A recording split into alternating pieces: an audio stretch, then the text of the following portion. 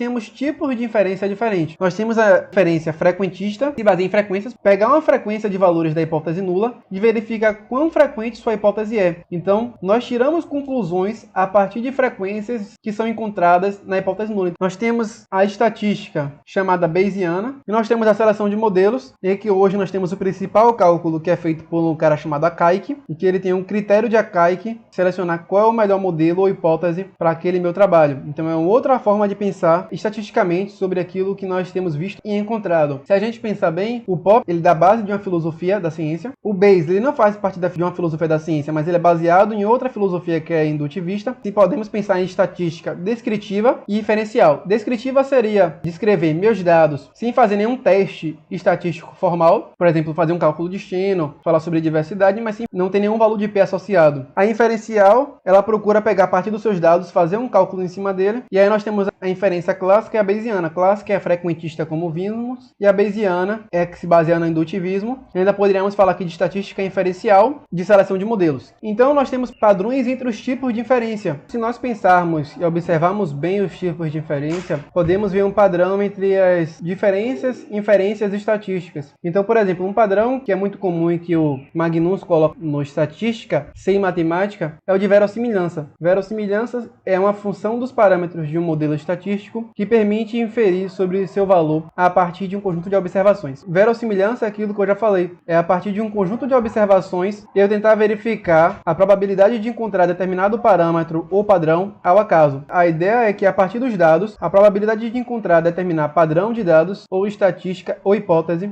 a partir de determinado padrão de dados. Então, eu tenho um conjunto de dados e eu quero verificar a probabilidade de encontrar alguma dessas coisas lá. Dado que eu tenho um conjunto de dados da hipótese nula, eu quero achar a probabilidade de achar a minha estatística. Então, aqui a ideia é pegar os dados da natureza, amostrar eles, pegar uma representação desses dados e inferir sobre a população novamente a partir do valor de P que eu encontrar. Na Bayesiana e seleção de modelos, a ideia é dados da minha hipótese original para achar minha hipótese inicial ou padrão inicial. Então, por exemplo, eu tenho um conjunto de dados meu que eu já peguei, calculei, por exemplo, até o DIF ou algum valor estatístico, e agora eu quero, a partir desses dados, eu quero verificar quantas vezes eu consigo achar esse valor para o meu próprio conjunto de dados, e não o conjunto de dados da hipótese nula. Eu quero saber, se eu tenho essa configuração de dados, qual a probabilidade de eu visualizar essa configuração novamente, dado que eu tenho esses dados. A ideia é que todas em algum nível utilizam a lógica dedutiva, abdutiva e indutiva que já falamos, embora haja predominância de alguma destas.